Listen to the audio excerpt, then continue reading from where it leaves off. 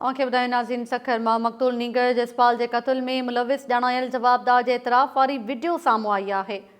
जवाबदार अविनाश पुलिस खे ॿुधाए थो त नीगर खे कार में खणी वियो हो। अव्हांखे ॿुधायूं पिया नाज़रीन मक़तूल नीगर जसपाल जे क़त्ल में मुलविस ॼाणायल जवाबदार जे इतराफ़ वारी वीडियो साम्हूं आई आहे। गुज़िरियल ॾींहुं मक़तूल नीगर जसपाल खे अगवा कयो वियो हो, जंहिंजो अॼु लाश हथ आयो हो। मक़तूल जे अव्हांखे ॿुधायो नाज़रीन मक़तूल नीगर जसपाल जे क़त्ल में मुलविस ॼाणायल जेको जवाबदार आहे संदसि सौटु ॿुधाए पियो वञे, उनजी एतराफ़ वारी वीडियो साम्हूं अची वई आहे। जवाबदार अविनाश पुलिस खे ॿुधाए थो त नीगर खे कार में खणी वियो। नीगर जसपाल खे निंड अचण बाद खेसि कपिड़े सां घुटा ॾेई क़त्ल कयो।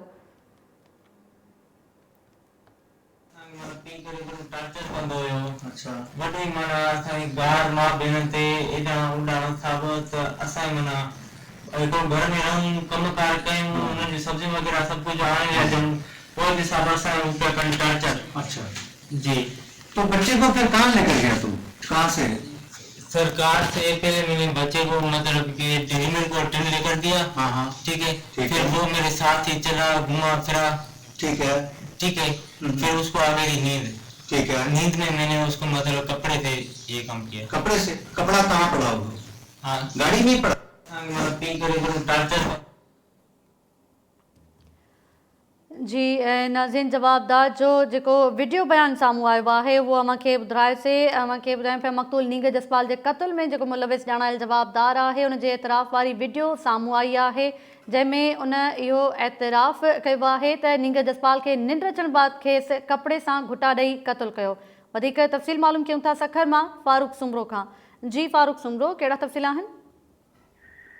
जी ताहिरा, मासूम नीगर जसपाल खे बेदर्दी सां घुटा ॾेई क़त्ल कंदड़ जवाबदार जो पुलिस पारां एतराफ़ी जेको बयान आहे उहो मंज़रिआम ते अची वियो आहे। SSP सखर इन खां अॻु में इहा पधिराई जारी करे चुको हो त जवाबदार पारां एतराफ़ कयो वियो आहे।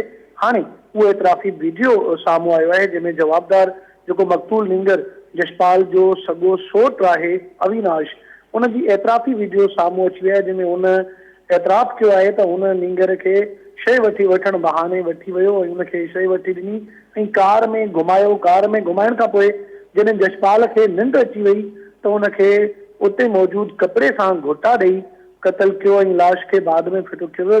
ॼाणायल जवाबदार अविनाश जो बयान जेको आहे एतराफ़ी बयान उहो मंज़रिआम ते अची वियो आहे। ठीकु आहे, महिरबानी अव्हांजी फारूक सुमरो तफ़सील ॾियण लाइ।